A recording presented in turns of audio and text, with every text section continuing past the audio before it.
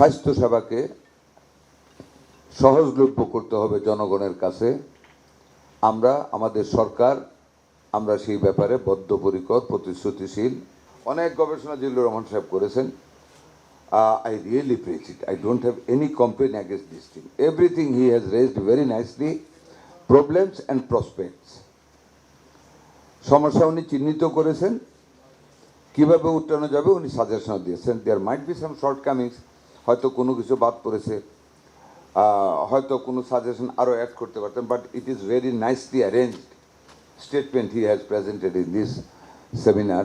So I congratulate him. I convey my heartfelt thanks to you for your hard job you have done with all of your colleagues, and I congratulate your teams also for this job. এই কথা থেকে যেটা বললাম এতক্ষণ, which we need টাকা, we have been allocated a large amount of money in this budget. We are under pressure from our Honorable Prime Minister to do the best thing for the health. Health service is not only the basic needs of the people, it is the constitutional rights of the people, rights of the people to have the service from the state. একটা সুস্থ সবল জনগোষ্ঠী ব্যতীত একটা সুস্থ সবল অর্থনৈতিকভাবে সমৃদ্ধ জাতি গঠন করা কোনো ক্রমে সম্ভব না। ঘুম থেকে উঠেই যদি একটা মানুষ ডিপ্রেসড থাকে for physical illness, that man cannot perform, that lady shall not be able to perform. এটা যদি একটা মেজর সেকশনস অফ পিপল অসুস্থ অবস্থায় থাকে, সাউন্ড হেলথ না থাকে, এই জাতি কোনোদিন সমৃদ্ধ হতে পারবে না, এই জাতি কোনোদিন পরিশ্রমও করতে পারবে না, আউটকামও দিতে পারবে না। সুতরাং আমাদের স্বাস্থ্যসেবাকে সহজলভ্য করতে হবে জনগণের কাছে। আমাদের সরকার আমরা সেই ব্যাপারে বদ্ধপরিকর, প্রতিশ্রুতিশীল। আমরা সকলের জন্য সুস্বাস্থ্যের নিশ্চয়তা দিতে চাই। আমাদের প্রয়োজন অনেক কিছু জিল্লুর রহমান সাহেব লিখেছেন, এগুলি ইমপ্লিমেন্ট করতে উনি অনেকগুলি পথ দেখিয়েছেন, বাট একটা পথও না আনি নিজেদের ভিতরে। যতক্ষণ না পর্যন্ত আমরা দেশটাকে নিজের লেভেল থেকে ভালো না বাসি। আমরা 71 সনে যখন যুদ্ধ করে, I was a freedom fighter, I was the commander of 90 soldiers. এখানে অনেকে দেখেন নাই, believe you me or not, really দেশটাকে ভালোবাসতাম। আমি যেদিন যুদ্ধে যাই এপ্রিল মাসে, আমার মা বিধবা, 42 years old one she was. আমি যখন আমার মার কাছ থেকে বিদায় নিয়ে I cannot forget that scene. তার দুই চোখ থেকে সজোরে পানি পড়তেছিল না যাওয়ার জন্য। আমি আমার দুই হাতের মধ্যে আমার মাকে বুকে নিয়ে বলেছিলাম যে মা, কেউ যদি না যায় দেশটা কেমনে স্বাধীন হবে? স্বাধীন তো করতে হবে।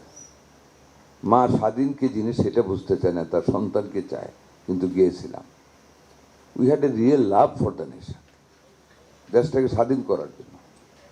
আমরা দেশটাকে স্বাধীন করছি, এখন দেশটাকে গড়তে হলে তো এই দেশের মানুষকে ভালোবাসতে হবে, একটা সুস্থ সবল জনগোষ্ঠী আমাদের তৈরি করতে হবে। এমএসআর থেকে শুরু করে সকল পর্যায়েই তো আমাদের টাকা আমরা এবার দিয়েছি সর্ববৃহৎ, but unfortunately what we are doing, Zillur সাহেব একটা জায়গায় উল্লেখ করেছেন, অনেক মেশিন উনি দেখেছেন অনেক জায়গায় পড়ে আছে। I give you the example. 11 কোটি টাকার মেশিন আওয়ামী লীগ আমলে 18 কোটি টাকা দিয়ে 2টা রেডিও থেরাপির মেশিন কেনা হয়েছে। একটা পড়ে আছে ফরিদপুরে, একটা পড়ে আছে খুলনায়। যে 2টা হাসপাতালের জন্য আনছিল, দে হ্যাভ নো ব্যাংকার। ওই মেশিন লাগাইতে রেডিও ব্যাংকার লাগে, ব্যাংকার নেই। কিনেছে কেন? To earn A margin of টাকা, 6 crores পার মেশিন। এখনও দাম 11 থেকে 12 কোটি টাকা, তাই না? তখন এনেছে 18 কোটি টাকা দিয়ে, বুঝেন কত টাকা পাইছে? 6 কোটি। একবারে দেখলে অনেকে মরিয়ে যাবে এত কোটি টাকা। এইভাবে অনেক এক্সরে মেশিন আনা হয়েছে, but there was no technologist. unplanned investment of the hard-earned money of the poor people of this country, without any planning, without any effectiveness of implementation of the expenditure. এগুলি আনা হয়েছে, unused পড়েছে, অনেকগুলি বাঙ্গারির কাছে চলে যেতে হবে। আমি বিজ্ঞান ও প্রযুক্তি মন্ত্রণালয় দিয়ে 2টা মেশিন চেক করেছি, একটা অবসলিট করোনা ফরিদপুরটা অনেক টাকা ইনভেস্ট করে রিপেয়ার করলে কিছুদিন চলতে পারে। That is our honesty. এই যে পারচেজ বলেন, লাস্ট 5 ইয়ার্সের যে এক্সপিরিয়েন্স দেখলাম, ইটস এ চেঞ্জ। অফিসারদের সাথে মিলেমিশে, যেটা উনি বললেন, যে arranges the tender in such a manner যে এটা আজিল্লুর সাহেব পাইতেই হবে, পাবেই, there is no way out.